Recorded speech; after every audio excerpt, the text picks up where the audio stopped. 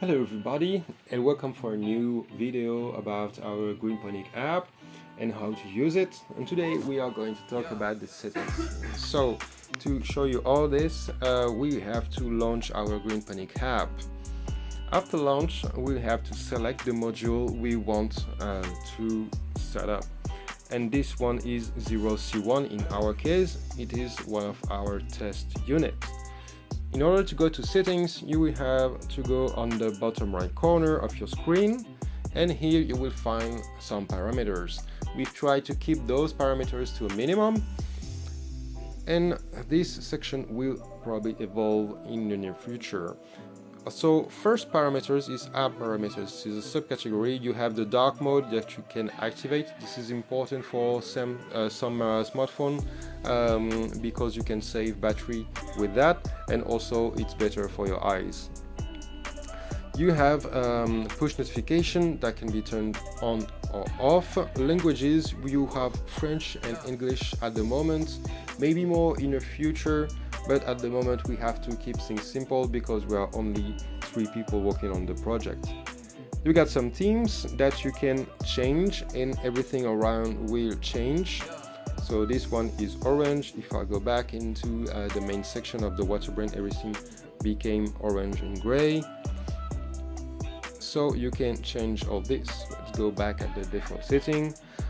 The currency is euro and US dollar. At the moment we don't have any parameters showing currency, but we'll add that in the near future in order for you to see how much it costs you to use this and this nutrient brand, for example. So next section is networks. For the network, you will have here all the information regarding your Wi-Fi. So you will have your Wi-Fi name, you will have your password, and you will be able to change your network from here. This country code is automatic and it depends on your network location. Next section is the GreenPonik account. So right here you can enter your email address, the one you put on greenponik.com when you created an account, and you can enter your GreenPonik password, and this will link your app into our servers and enable a future feature on your phone. We'll talk more about that within the next month or so. Here we have the log systems. So the logs are very important right now because this is a product that is still very early in its life. So we need to have journals showing what's happening for this kind of thing within the app and the Waterbrain itself. And those journals will become important if you have, for example, a support request. We can ask you to download those journals by clicking on the cloud on the right for whatever section we will ask you. So it might be for EC or only for notification, and we will basically tell you what to do. This is a section that is very important at the moment, but won't be as much in the future.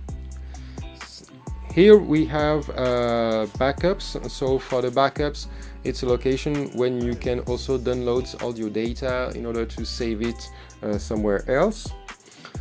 And you have the reboot and shutdown section. So our product needs to be reboot or shut down thanks to those switches. It's quite important because it makes the lifespan of the product longer, and it avoids malfunction.